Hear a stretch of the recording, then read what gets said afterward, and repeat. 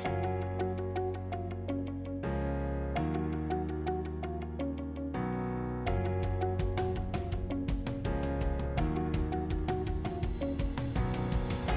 My dear students, welcome you all to the next lecture of network analysis. आज का जो हमारा topic है that is nodal analysis. Last lecture में हमने वोल्टेज डिवीजन, करंट डिवीजन और इक्विवेलेंट रेजिस्टेंस से रिलेटेड न्यूमेरिकल्स किए थे। होपफुली उसके क्वेश्चंस आप प्रैक्टिस कर रहे होंगे। तो नोडल एनालिसिस जो होगा, एनालिसिस का ही एक टूल है ये, ठीक है। और अभी तक हमने जितने भी एनालिसिस के टूल्स पढ़े हैं उसमें ये सबसे ज़्यादा पावरफुल और सबसे ज़्यादा यूज़ होने वाला ये टूल है, ठीक है। तो सबसे पहले देखते हैं नोडल एनालिसिस के बारे में कि बेसिकली इसका जो प्रोसीजर होता है वो क्या होता है, और देन आफ्टर हम उसको सर्किट में अप्लाई करके उसको कैसे निकालते हैं वो देखेंगे, ठीक है। तो नोडल एनालिसिस बेसिकली अप्लाई कैसे किया जाता है। Nodal analysis provide a general procedure for analysing circuits using node voltages as circuit variables। तो बेसिकली नोडल एनालिसिस में जो सबसे इंपॉर्टेंट जो पॉइंट है दैट इज नोड वोल्टेज। तो किसी भी सर्किट में नोड कैसे निकाला जाता है इसके बारे में हमने प्रीवियस लेक्चर में डिस्कस किया था। अगर आपको नोड से रिलेटेड कॉन्सेप्ट्स में कुछ डाउट है तो उस वीडियो को आप फॉलो कर सकते हैं, ठीक है। और अगर नोड निकालना हमको आ गया तो वहां पे वोल्टेज का कैलकुलेशन करना है हमको, और उसी नोड वोल्टेजेस के टर्म्स में हमको सर्किट का एनालिसिस करना है, ठीक है। तो उसके लिए जो बेसिक हमारा प्रोसीजर होगा उसको मैंने यहाँ पे स्टेप्स में डिवाइड किया हुआ है। देखते हैं वन बाय वन स्टेप्स क्या होगा। Steps to determine node voltages, ठीक है। तो सबसे पहला जो इसमें पॉइंट है that is select a node as reference node, ठीक है। यहाँ पे एक नया टर्म आ रहा है दैट इज रेफरेंस नोड।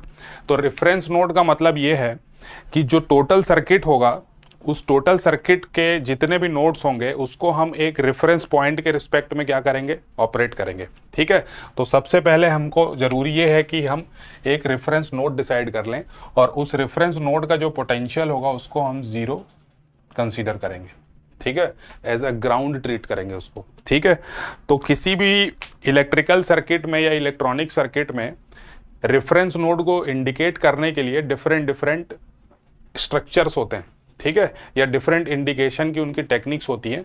तो यहाँ पे हम देख सकते हैं इन फिगर्स में, आप देखिए फिगर ए जो है ये रिप्रेजेंट कर रहा है, figure A it will represent signal ground. Means आपका जो रेफरेंस नोड होगा उसको आप इस सिग्नल ग्राउंड से कनेक्ट कर देंगे, ठीक है।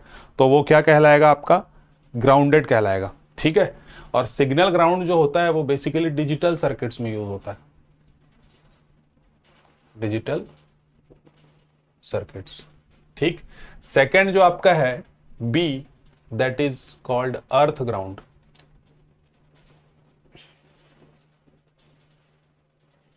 ये हमारे जो होम में सप्लाई आती है, घर पे जो सप्लाई आती है उसमें जो हम यूज करते हैं दैट इज, तो उस तरीके के ग्राउंड को यूज करने रिप्रेजेंट करने के लिए हम इस तरीके का सिंबल का यूज करते हैं, ठीक है।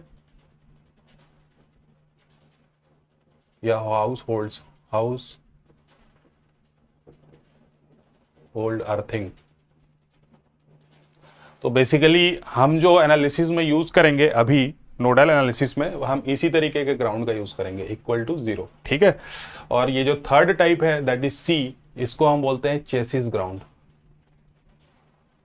Chassis ground. तो इसमें होता यह है कि सारे के सारे जो ग्राउंड वाले पॉइंट्स होते हैं उनको एक साथ हम चेसिस से कनेक्ट कर देते हैं और उसको हम ग्राउंडेड कंसीडर करते हैं, ठीक है। तो उसमें भी हमारा पोटेंशियल जो होता है वो 0 होता है। तो डिफरेंट इंडिकेशन की टेक्निक्स हैं। यहाँ पे नेटवर्क एनालिसिस में मोस्टली हम प्रेफरेबली इस बी वाला जो इंडिकेशन है इसको यूज करेंगे, ठीक है। तो ये तो हो गया रेफरेंस नोड के बारे में, और उसको ग्राउंड को रिप्रेजेंट करने का तरीका क्या होगा ये हमारा हो गया। तो सबसे पहला स्टेप क्लियर है हमको, दैट इज कि हमको एक रेफरेंस नोड सेलेक्ट करना है, ठीक है। अब सेकंड पॉइंट जो है, रेफरेंस नोड सेलेक्ट करने के बाद assign voltages V1 V2 Vn-1 to the remaining n-1 nodes, तो अब जितने भी नोड्स उसमें हैं उसमें से एक को आपने बना दिया रेफरेंस नोड। तो सपोज आपके पास n नोड्स थे, उसमें आपने एक को बना दिया रेफरेंस नोड, तो आपके पास बचे कितने, n-1 नोड। तो उन n-1 नोड को आप v1 से लेके vn-1 तक नंबरिंग उसकी कर दीजिए, ठीक है। और असाइन करने के बाद the voltages are referenced with respect to the reference node. अब जितने भी आपने वोल्टेजेस को असाइन किया है उसकी रिफरेंसिंग जो आप करेंगे किसके रिस्पेक्ट में करेंगे, आपने जो रेफरेंस नोड डिसाइड किया हुआ है उसके रिस्पेक्ट में, ठीक है। तो ये हमारा हो गया सेकेंड पॉइंट। अब थर्ड पॉइंट देखते हैं। थर्ड पॉइंट में apply KCL to each of the n-1 non reference node. तो अब जितने भी नोड बचे हुए हैं रेफरेंस नोड के अलावा उनको आप क्या बोलेंगे, नॉन रेफरेंस नोड। तो अब हर एक नोड पे आपको क्या अप्लाई करना है, जितने भी नॉन रेफरेंस नोड हैं उस पे आपको क्या अप्लाई करना है, KCL अप्लाई करना है, ठीक है। KCL हमने सीख चुके। और KCL अप्लाई करने के बाद use Ohm's law to express branch current in terms of node voltages, ठीक है। तो ओम्स लॉ में हमने देखा है कि करंट को हम वोल्टेज डिवाइडेड बाय रेजिस्टेंस के फॉर्म में रिप्रेजेंट करते हैं। तो जो भी आपका करंट होगा उसको आपको रिप्रेजेंट करना है उस नोड के वोल्टेजेस के टर्म्स में, ठीक है। तो उससे आपका जो सर्किट का जो एनालिसिस होगा वो किसके टर्म्स में आ जाएगा, करंट के टर्म्स में आपने एक्सप्रेशन निकाला और उसको वोल्टेज के टर्म में रिप्रेजेंट कर दिया। तो अल्टीमेटली सर्किट का एक्सप्रेशन आपका आ गया किसके टर्म्स में, नोड वोल्टेजेस के टर्म्स में, ठीक है, इन नोड वोल्टेजेस के टर्म्स में, ठीक। अब नोड वोल्टेजेस के टर्म्स में आपका सर्किट आ गया तो उसका फोर्थ स्टेप जो हमारा होगा, solve the resulting simultaneous equation two obtain node voltages. अब सपोज आपके पास सर्किट में n नंबर ऑफ नोड्स है तो n नंबर ऑफ इक्वेशंस आपके पास आ जाएंगे, n number of simultaneous equations का आप सॉल्यूशन कर लीजिए और जितने भी नोड वोल्टेजेस है उनकी वैल्यू आप कैलकुलेट कर लीजिए। तो सिंपल प्रोसीजर है। अब इसको देखते हैं कि हम इस किसी सर्किट में कैसे अप्लाई करेंगे with the help of an example, ठीक है। तो चलिए इसमें अब आगे मूव करते हैं। यहां पे एक सर्किट है, इस सर्किट को कंसीडर करते हैं और इसमें हम नोडल एनालिसिस को अप्लाई करने की कोशिश करते हैं। एंड बिफोर अप्लाइंग हमें कुछ पॉइंट्स याद रखने हैं और उसके बेसिस पे ही हम यहाँ पे KCL और ओम्स लॉ को डेवलप करेंगे, ठीक है। तो पॉइंट्स टू रिमेंबर में जो पहला पॉइंट है, that is the reference node is commonly called ground since it is assumed to have zero potential. तो ये मैंने स्टार्टिंग में ही आपको बताया, आप इसको दिमाग में बिठा लीजिए, इसीलिए मैंने इसको पॉइंट टू रिमेंबर में डाल दिया, ठीक है। और सेकेंड पॉइंट जो है, current flows from a higher potential to lower potential in a resistor. तो जब कभी भी आप नोडल एनालिसिस अप्लाई करेंगे किसी रजिस्टर के अक्रॉस, तो जिस नोड से आप अप्लाई करेंगे उस नोड को आप हायर पोटेंशियल कंसीडर करेंगे और जो दूसरा नोड होगा आपका उसको आप लोअर पोटेंशियल पे कंसीडर करेंगे। अब चाहे वो दूसरा नोड आपका रेफरेंस नोड भी हो सकता है या दूसरा कोई नॉन रेफरेंस नोड भी हो सकता है।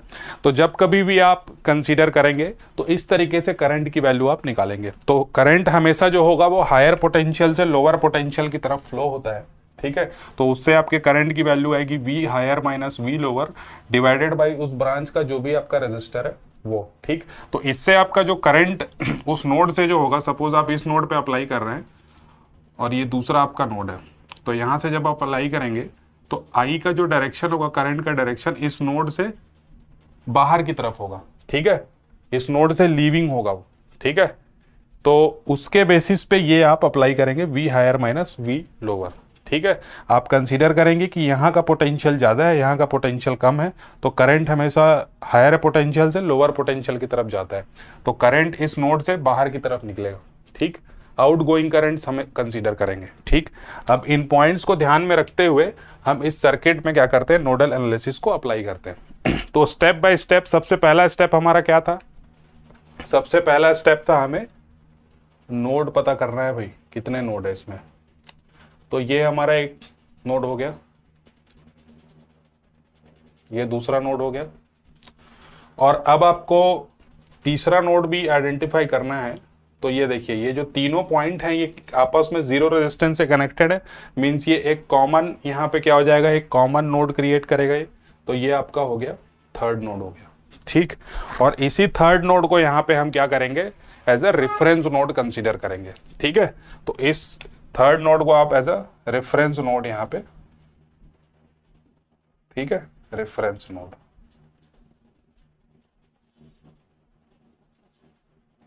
तो टोटल आपके पास कितने नोड हो गए इसमें, 3 नोड हो गए, जिसमें से एक आपका क्या हो गया, रेफरेंस नोड हो गया, तो बचे आपके 2 नोड। अब उन 2 नोड्स को सेकेंड पॉइंट जो हमारा है वोल्टेज असाइन कर देते हैं हम, ठीक है, सेकेंड पॉइंट, तो इसको और इसको हम वोल्टेज असाइन कर देते हैं V1 और V2। और रेफरेंस नोड को हम क्या कंसीडर करेंगे, the reference node is commonly called ground since it is assumed to have 0 potential. तो रेफरेंस नोड का पोटेंशियल इक्वल टू क्या आ जाएगा, 0 वोल्ट, ठीक। तो ये आपका सेकेंड पॉइंट आपने अप्लाई कर दिया इसमें, ठीक है। अब हमको क्या करना है, करंट एज्यूम करना है ब्रांचेस में, या अगर गिवन है तो उसको कंसीडर करना है, और हमको अब केसीएल अप्लाई करना है, थर्ड पार्ट हमारा, ठीक। फर्स्ट स्टेप हमने नोड्स को लगा दिया, सेकंड में हमने नोड्स को वोल्टेजेस असाइन कर दिए, रेफरेंस नोड को अलग कर लिया, ठीक। अब थर्ड में हम क्या करेंगे, केसीएल अप्लाई करेंगे, ठीक। तो केसीएल,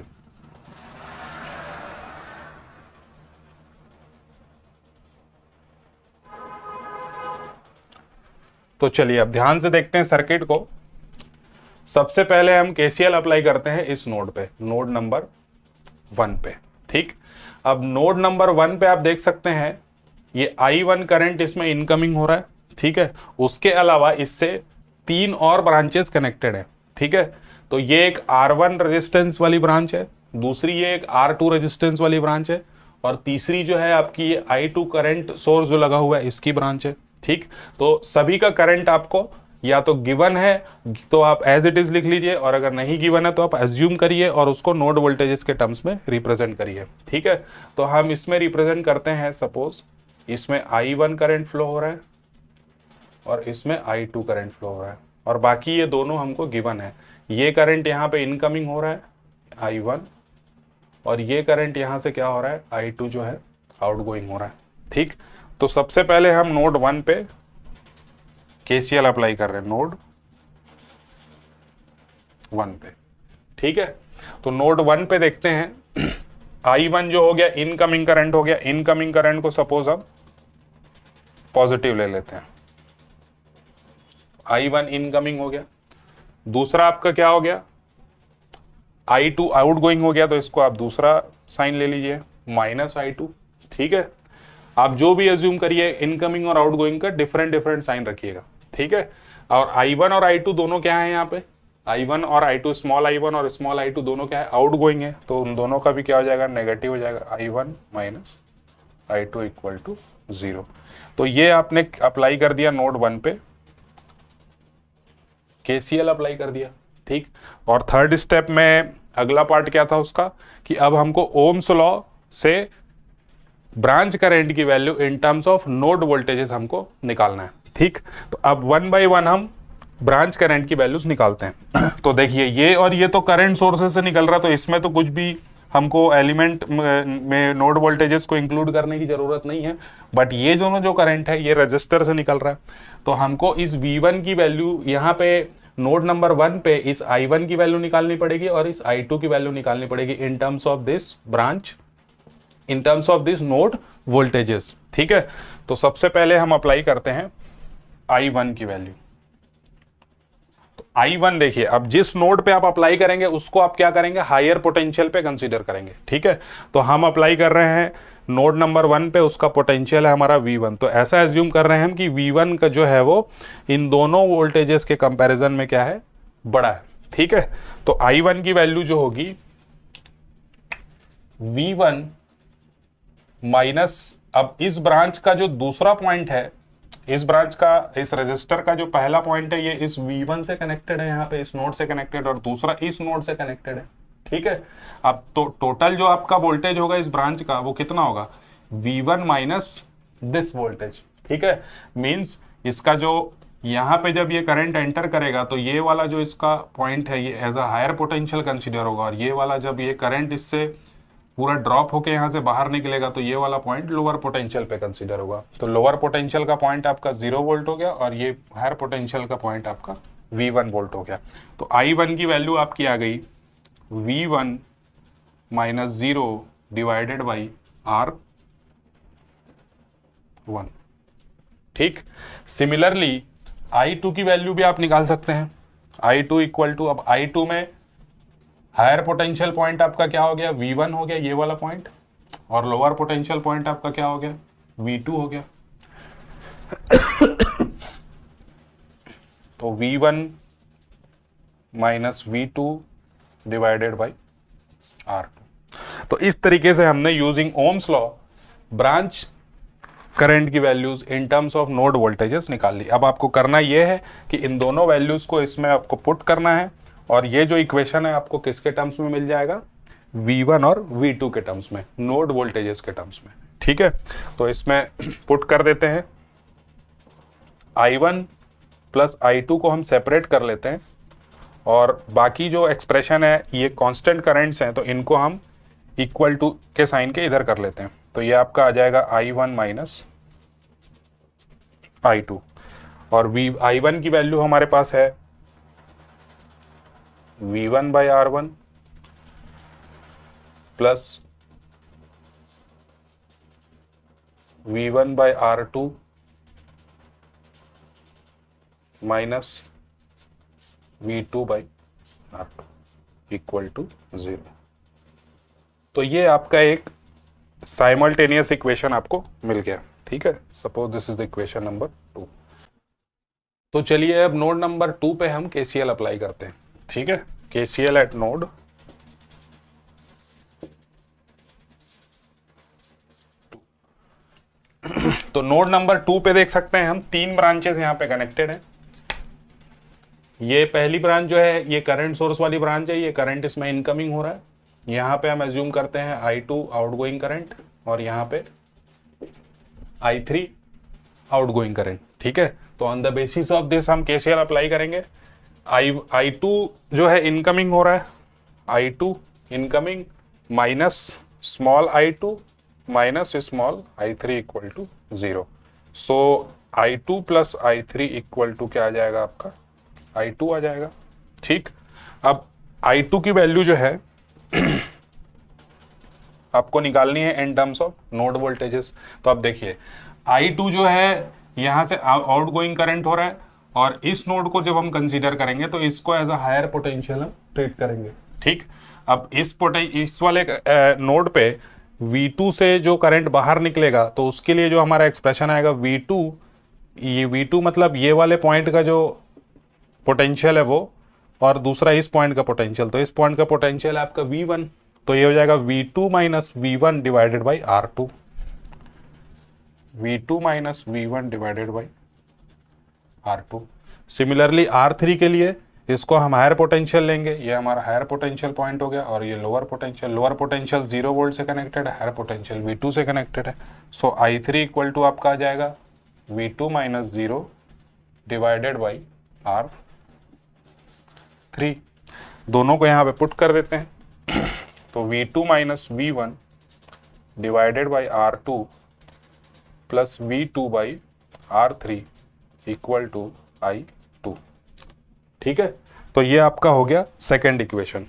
इसमें आप V2 को सेपरेट करके भी लिख सकते हैं, V2 by R2 plus V2 by R3 minus V1 by R2 equal to I2।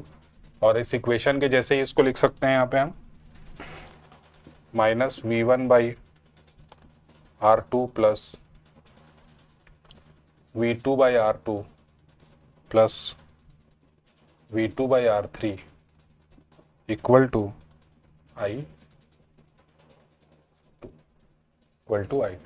तो ये आपका हो गया इक्वेशन नंबर 3। तो अब देखिए यहाँ पे इक्वेशन 2 और 3 हमारा मेन इक्वेशन है, जो कि हमको फाइनल स्टेप्स के लिए मिला हुआ है। साइमल्टेनियस इक्वेशन की जो हम बात कर रहे हैं वो इस इक्वेशन का ही है।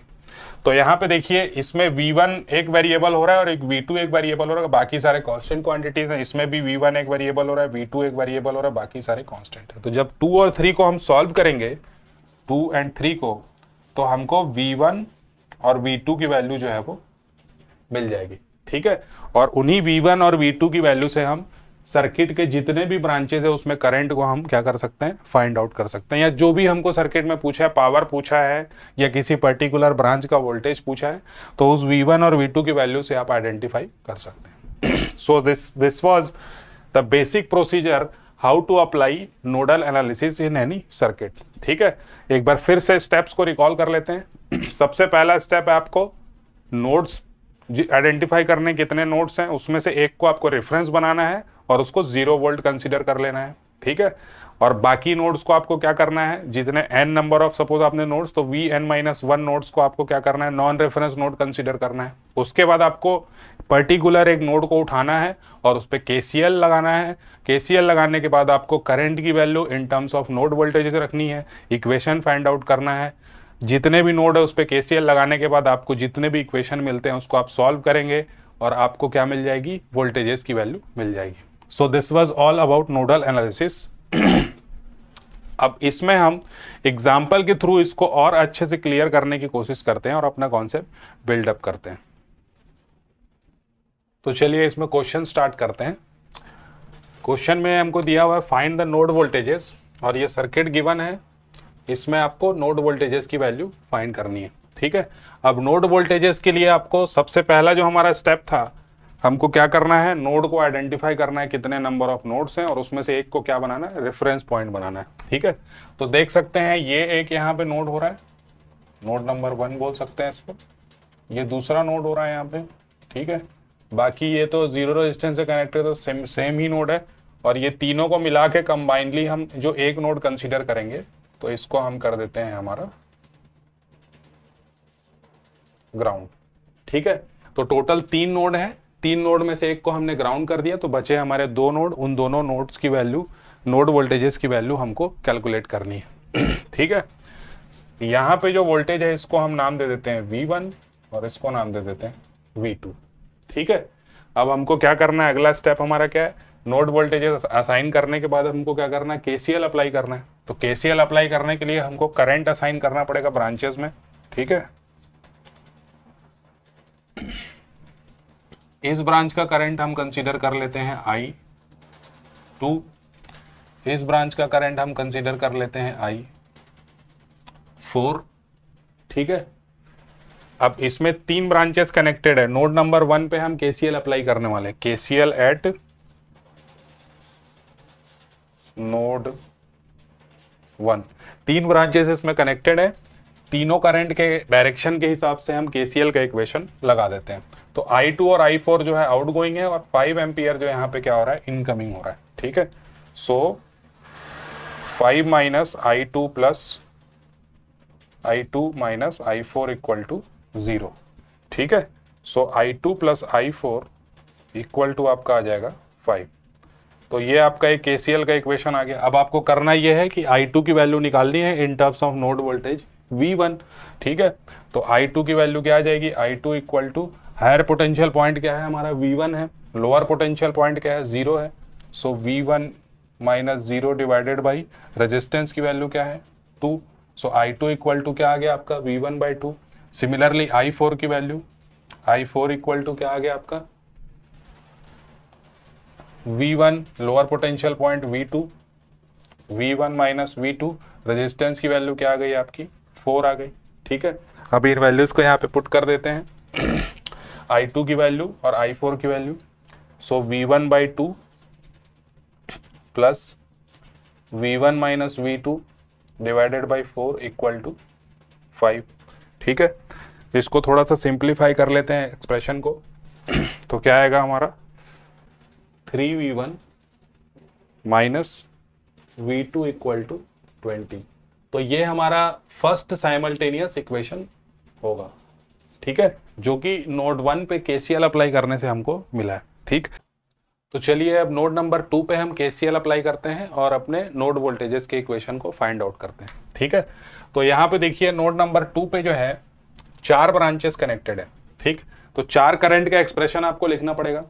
तो यहाँ पे हम क्या करते हैं, थोड़ा सा मैं आपको एक ट्रिक बताता हूँ, उसके थ्रू आप लेस टाइम में आप पूरे इक्वेशन को जल्दी से फाइंड आउट कर सकते हैं। ठीक है, यहाँ पे हो क्या रहा था कि पहले हम करंट की वैल्यू लिख रहे हैं, देन करंट की वैल्यू वोल्टेज के टर्म्स में फाइंड आउट कर रहे हैं, देन आफ्टर वोल्टेज की वैल्यूज को पुट कर रहे हैं और उससे हम इक्वेशन को, ठीक है, तो डायरेक्टली अगर हम वोल्टेजेस के टर्म्स में ही करंट की वैल्यू निकाल लें तो एक स्टेप हमारा कम हो जाएगा और हमको लेस टाइम लगेगा उसमें। ठीक, तो यहाँ पे देखिए 5 एम्पियर जो करंट है यहाँ से बाहर निकल रहा है, 10 एम्पियर जो है ये इनकमिंग हो रहा है।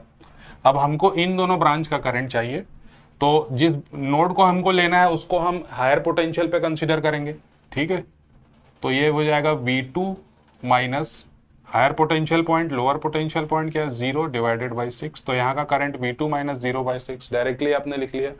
और इस ब्रांच का करंट क्या हो जाएगा V2 minus V1 divided by 4, ठीक है। V2 minus V1 divided by 4।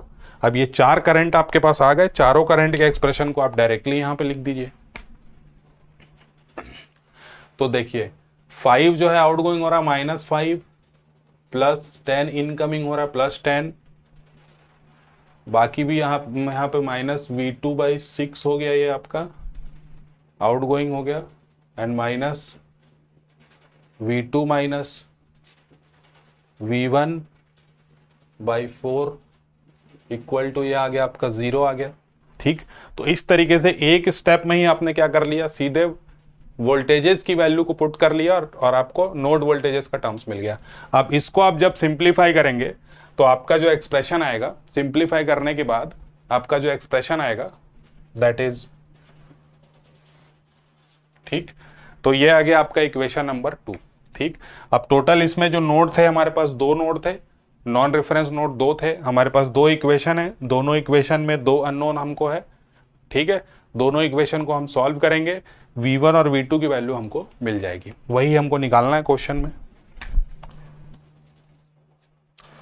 तो इस इक्वेशन को सॉल्व करने के बाद, इन दोनों इक्वेशन को सॉल्व करने के बाद आपको V1 इक्वल टू मिलेगा 40/3 वोल्ट और V2 इक्वल टू 20 वोल्ट। अब इन दोनों वैल्यूज को यूज करके आपको सर्किट में जो भी रिक्वायरमेंट है, किसी पर्टिकुलर ब्रांच का करंट पूछा है, कहीं का वोल्टेज पूछा है, कहीं का पावर पूछा है, तो सारे के सारे नोड वोल्टेज आपको मिल गए हैं, उनका आप यूज करके आपको जिस एलिमेंट में जो भी वैल्यू कैलकुलेट करनी है वो आप कर सकते हैं। तो ये है ब्यूटी नोडल एनालिसिस की। आप लेस टाइम में, जब हम ज़्यादा से ज़्यादा इसमें प्रैक्टिस करेंगे तो डायरेक्टली हम वोल्टेजेस की वैल्यू फाइंड आउट करना सीख जाएंगे। सीधा सीधा हम नोड को देखेंगे, सीधा वोल्टेज के टर्म्स में हमारा आंसर आएगा, और उस वोल्टेज, जैसे इक्वेशन को हमने सॉल्व किया, हमारे पास वोल्टेजेस की वैल्यू आ गई, वोल्टेज की वैल्यू आ गई, ब्रांच का करंट आपने निकाल लिया, जो भी कैलकुलेशन आपको करना है कर लेंगे, ठीक। सो this was all about nodal analysis. अगर इसमें आपको कोई डाउट है तो प्लीज़ आप टेलीग्राम पे भी बता सकते हैं, यूट्यूब कमेंट पे भी आप उसमें बता सकते हैं, ठीक है। अब इसमें हम कॉन्सेप्ट को बिल्डअप करने के लिए आप भी और क्वेश्चंस ट्राई करिए। नेक्स्ट लेक्चर में हम इसमें कुछ और क्वेश्चंस करेंगे जिससे हमारा कॉन्सेप्ट इसमें बिल्डअप हो सके, ठीक है। Okay, thank you.